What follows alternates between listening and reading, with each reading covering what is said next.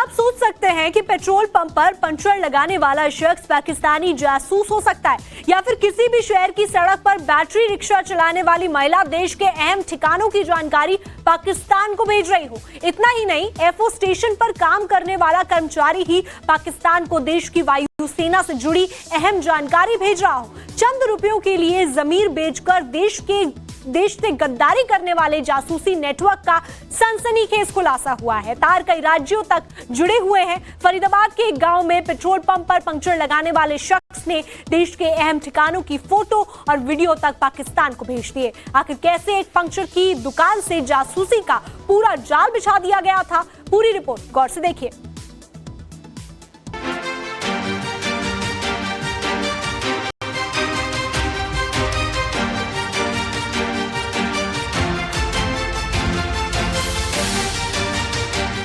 हरियाणा के फरीदाबाद से गिरफ्तार पंक्चर वाले पाकिस्तानी जासूस को लेकर क्या बड़ा खुलासा हुआ है। यूपी के मथुरा में मीरा कैसे ई रिक्शा चलाने के बहाने खुफिया जानकारियां पाकिस्तान को भेज रही है। देश के अलग अलग शहरों में फैले पाकिस्तान के जासूसी नेटवर्क का बिहार से क्या कनेक्शन है। देश के अहम ठिकानों की लाइव वीडियो पाकिस्तान भेजने वाले गद्दार का कोलकाता से क्या कनेक्शन है। सड़क किनारे का फुटपाथ, बांस के 2 पोल, एक नीली पन्नी और कुछ बिखरे हुए पुराने टायर।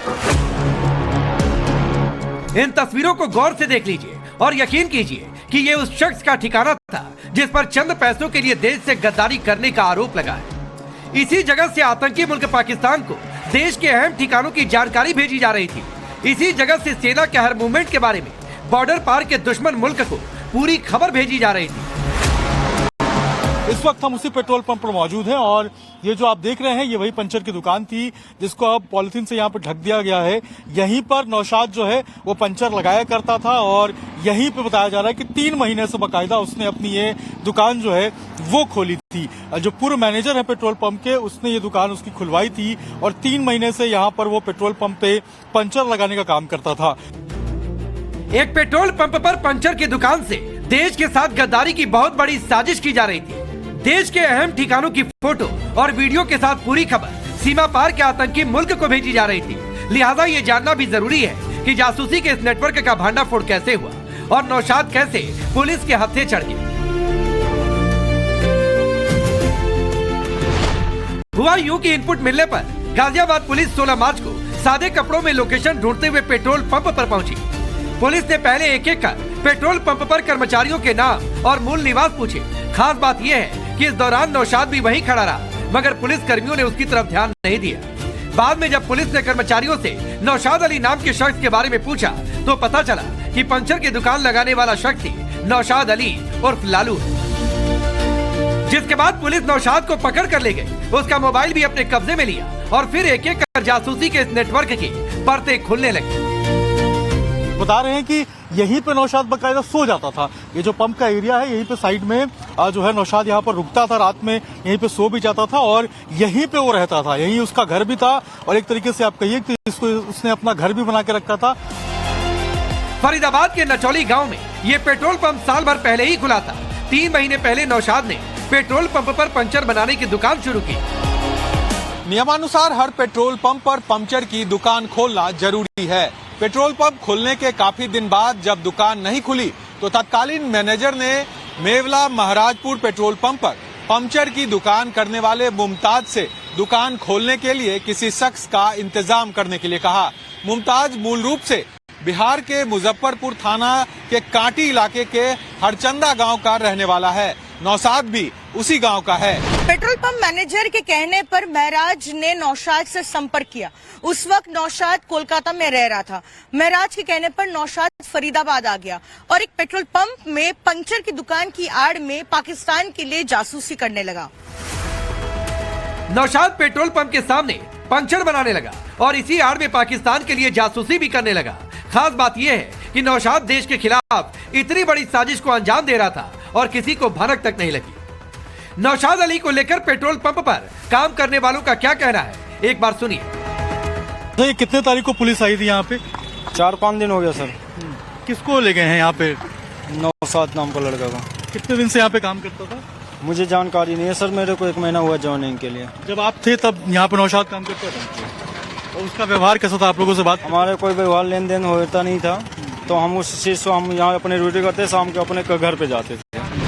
नौशाद की गिरफ्तारी यहीं से की? हाँ, यहीं से की। तो इसका व्यवहार कैसा था? कभी आप लोगों से बातचीत? हम बातचीत साधारण थे, एकदम नॉर्मल। कभी लगा नहीं कि जासूस? नहीं, कभी नहीं। कभी इस तरह का नहीं लगा? 3 दिन ही रहे हम उसके साथ। ये रहता कहाँ था? इसका घर यहीं रहता था। नौशाद अब पुलिस के हत्थे चढ़ चुका है और देश से गद्दारों के पूरे नेटवर्क का पर्दाफाश हो रहा। इसी कड़ी में भारतीय वायुसेना के एयरबेस पर तैनात एक सिविल कर्मचारी को पाकिस्तान के लिए जासूसी करने के आरोप में गिरफ्तार किया गया। असम में एक बेहद अहम एयरफोर्स स्टेशन पर तैनात 36 साल का सुमित कुमार पाकिस्तान में बैठे लोगों को सेना से जुड़ी संवेदनशील जानकारियां दे रहा था।